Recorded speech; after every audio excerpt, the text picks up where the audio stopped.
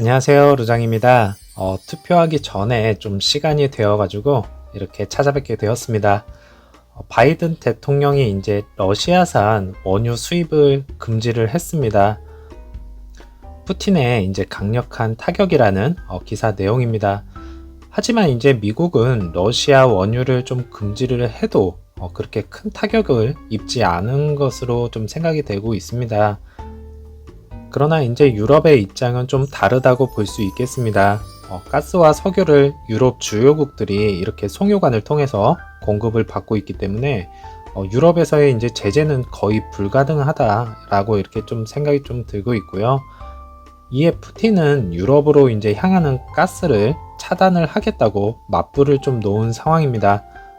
바이든 대통령은 이제 많은 유럽의 동맹국과 이제 파트너 국가가 우리와 합류할 처지가 아닐 수 있다는 점을 이해한다고 좀 덧붙였고요.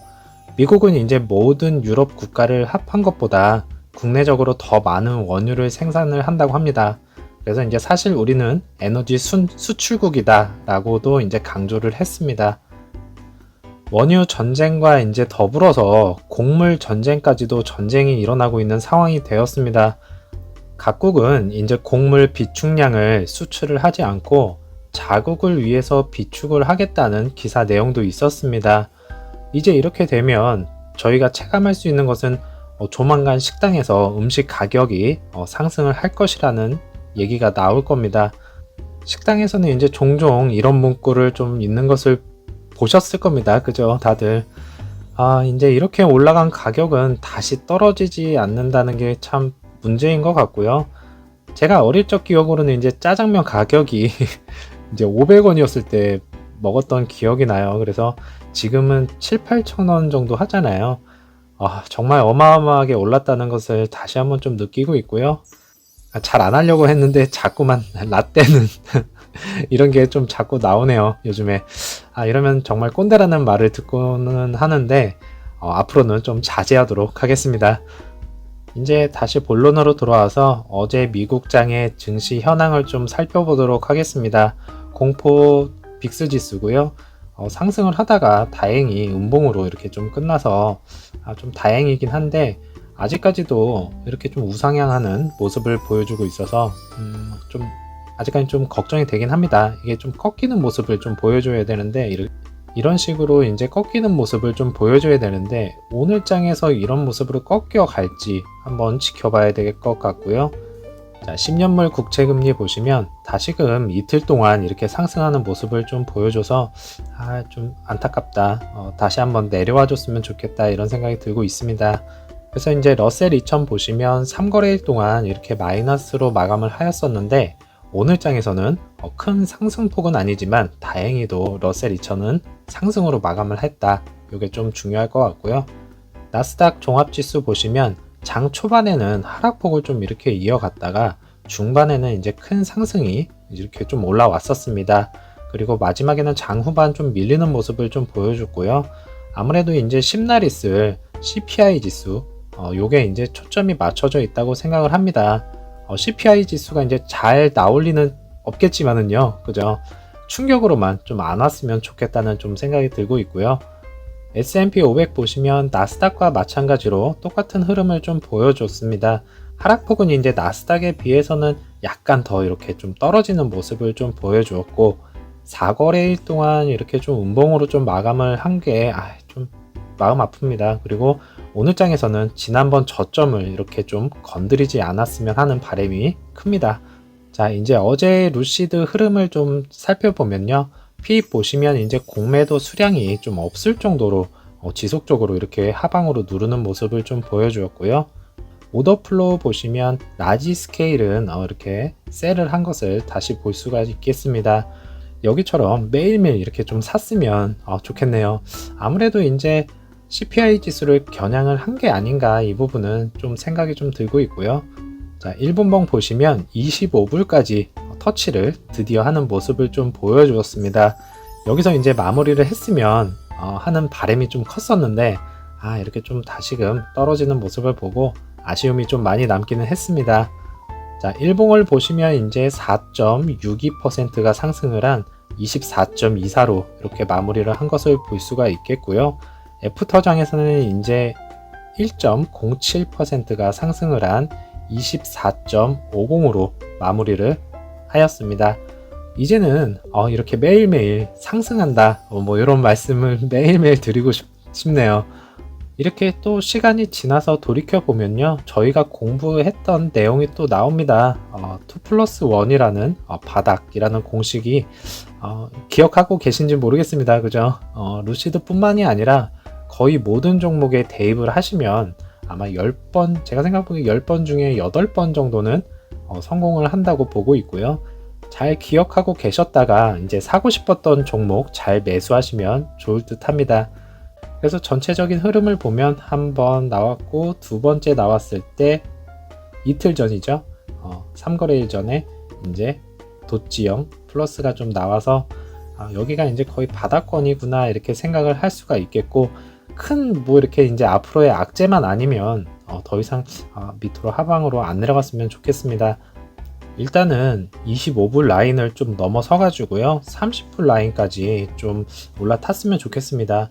그래야 이제 저희가 알고 있는 싱크홀 부분을 좀 금방 통과를 할 수가 있겠고요. 다시금 이제 30불만 넘어간다면 다시금 35불 상방으로 좀 안착을 좀 이렇게 할 수가 있겠다라는 좀 생각이 좀 들고 있습니다. 자, 6명의 이제 애널리스트 의견들을 좀 들어보면 스트롱 바이가 33%고 그 다음에 홀드가 50%로 이렇게 형성이 된 것을 좀 볼 수가 있겠습니다. 그리고 이제 애널리스트 프라이스 타겟은 36.25불로 소폭 하락한 것을 좀 볼 수가 있겠고요. 그 다음에 하이는 50이고 그 다음에 에버리지는 36.25로 나와 있고요. 로우는 아시죠? 모건 스탠리, 아담 조나스. 참 12불. 그래서 이렇게 좀 다시 한번 설정을 해놨네요. 자, 리비안 차트를 잠깐 보시겠습니다. 제가 어제 영상 중에 잠깐 언급한 드린 부분이 있는데 40불 라인을 좀 올 것이다 이렇게 좀 예측을 좀 했었습니다. 예전에 한 이쯤에서 예측을 했었나 아마 그랬을 겁니다. 그래서 40불 라인을 어제는 30 몇이었죠? 39.8까지 떨어졌었나 아마 그랬었을 거예요. 그래서 저는 이제 40불에 매수를 분할 매수를 이제 시작을 했습니다.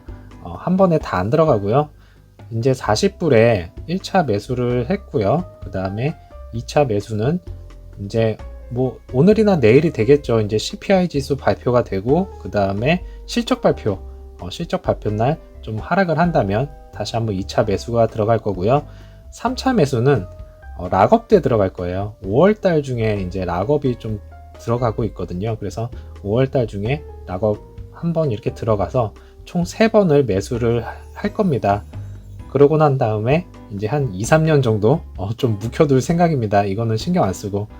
그렇게 해서 이제 저점을 이렇게 틈틈이 좀 잡아 놓으면은 나중에는 이제 제가 쓰고 싶을 때 이렇게 매도를 해서 이렇게 하는 방법으로 좀 하려고 저는 생각을 하고 있습니다. 그래서 또 여기서도 이제 보면 플러스 도지형이 좀 나왔기 때문에 어제 매수를 좀 잘했다고 좀 생각이 좀 들고 있고요.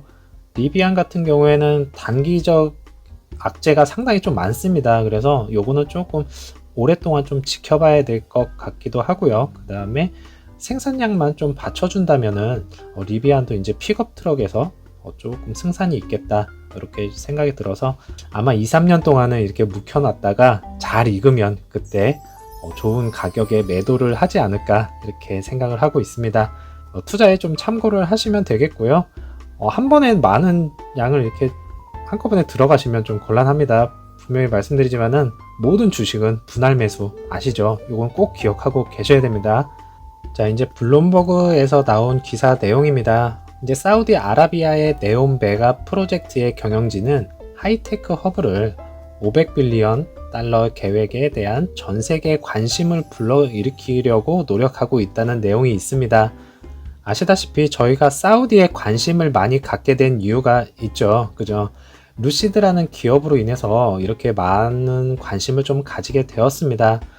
루시드 모터스로만 좀 본다면 기업의 가치는 제가 보기에는 그렇게 크지 않을 것입니다. 이제 하지만 루시드 그룹이기에 에너지 사업 부분, 이 부분이 정말 중요합니다. 사우디의 이제 네옴시티 에너지 사업 부분을 루시드 ESS 시스템을 이렇게 좀 줄 것으로 좀 예상은 하고 있지만 아직 확실하지는 않기에 성급히 말씀드리기가 좀 부담스러운 부분도 사실 있습니다. 그래서 이제 어제 기사에서도 말씀드린 바와 같이 사우디에서 이제 탈탄소화가 좀 이루어지고 루시드의 호재일 수밖에 없기에 루시드 그룹은 이제 기술력과 잠재력이 좀 뛰어나기에 앞으로 더 큰 기업으로 성장할 것을 믿고 있습니다. 자, 현명한 투자자들이 알고 있는 루시드 그룹에 대한 3가지 사실이라는 기사 내용입니다. 이제 키포인트를 보시면 루시드는 이제 테슬라보다 더 비싼 차량을 판매할 것이고, 그 다음에 아마존의 알렉사는 기본적으로 이제 차량에 통합되어 있다. 그리고 3번째로는 루시드의 반자율 시스템은 모빌아이의 칩에 의존할 가능성이 높습니다 라고 하고 있습니다. 내용들은 이제 기사를 보시면서 좀 설명을 좀 드리도록 하겠습니다. 첫 번째로는 이제 포스트 럭셔리 브랜드라고 얘기를 하고 있고요. 이렇게 이제 루시드의 가격과 이제 테슬라의 가격을 좀 비교를 해놨습니다. 루시드의 이 가격은 이제 테슬라와 다소 비슷하지만 고급 포스트 럭셔리 시장을 목표로 한다고 주장을 했습니다. 그렇습니다. 이제 아시다시피 루시드는 이 틈새 시장을 먼저 공략을 하고요. 그 다음에 루시드 이미지를 소비자한테 좀 인식을 시킨 뒤에 퓨어 모델을 통해서 대량 생산을 계획을 하고 있는 중입니다. 그러면 이제 자연스럽게 이미지 마케팅을 통해서 퓨어 모델도 럭셔리하다는 생각을 좀 갖게 될 수밖에 없고요. 애플처럼 이제 감성을 강조를 하게 되면서 감성으로 타는 차가 될 것이다 라고 저는 개인적으로 생각을 합니다. 두 번째로는 이제 알렉사에 올인합니다 라고 얘기를 하고 있고요. 루시드는 기본적으로 이제 아마존의 음성 비서 알렉사를 차량 내 조명, 그 다음에 실내 온도 조절 장치, 그리고 엔터테인먼트 및 내비게이션 시스템을 통합합니다 라고 하고 있고, 스마트홈 장치의 원격으로도 액세스할 수 있습니다 라고 말을 하고 있네요. 이제 테슬라는 음성 인식 명령도 좀 지원을 하지만 기반 운영 체제에서 실행이 되고, 그리고 이제 일부 개발자는 테슬라 차량용 비공식 알렉사 앱을 만들었지만은 유료 구독이 필요하며 루시드의 내장 알렉사 서비스만큼 원활하게 통합되지 않는다고 하고 있습니다. 그래서 이제 포드, BMW, 아우디, 벤츠 같은 이런 비롯한 점점 더 많은 자동차 제조업체에서도 알렉사를 최신 차량에 통합을 했고요. 더 넓은 생태계에 자신을 이제 좀 연결을 함으로써 루시드는 알렉사 사용자에게 테슬라보다 더 매력적인 선택이 될 수 있습니다 라고 말을 하고 있습니다. 앞으로도 이제 알렉사 기능이 좀 더 많이 좋아져서 우리 루시드 차량에 더 큰 힘이 되었으면 좋겠고요. 빨리 업그레이드를 통해서 이제 전화 걸기 사항은 개선이 되었으면 좋겠습니다. 이제 3번째로 제일 중요한 이제 자율주행에 관련된 내용입니다. 모빌아이 칩을 사용할 가능성이 있습니다 라고 얘기를 하고 있고요. 2016년 이제 루시드는 자율주행 플랫폼을 개발하기 위해서 에이다스 및 컴퓨터 비전의 칩의 세계 최고의 제조업체인 이스라엘 칩 제조업체인 모빌아이와 파트너십을 맺었다고 하고 있고요. 인텔은 이제 다음 해에 모빌아이를 좀 인수를 했지만 그 이후로 이제 인텔이나 루시드 모두 해당 파트너십에 대한 업데이트를 제공하지 않았습니다. 그러나 이제 에이다스의 시장의 70%를 차지하는 모빌아이 칩은 기타 회사의 이제 구성 요소 및 서비스와 함께 루시드 드림 드라이브 반자율 플랫폼에 여전히 전력을 공급할 것입니다 라고 말을 하고 있네요.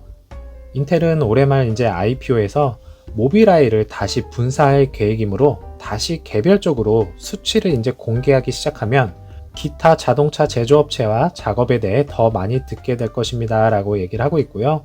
모빌아이는 이제 또한 이전에 테슬라와 이제 에이다스 칩을 공급을 했지만 테슬라의 이제 오토파일럿 기능에 대한 칩 사용에 대한 안전 우려를 좀 표명한 후에 2016년에 해당 파트너십을 중단을 했었습니다.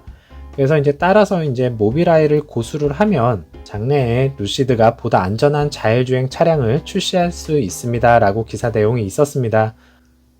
그렇습니다. 이제 모빌아이는 아무리 생각을 해봐도 현재로서는 모빌아이가 가장 유력한 후보 중 하나인 것은 사실입니다. 아시다시피 루시드는 아직 자율주행에 관해서는 많이 부족한 게 사실이고요. 이렇다 할 정보와 내용도 없는 상황이고, 간단히 이제 드림 드라이브를 업데이트 하는 것이 현재로서는 끝입니다.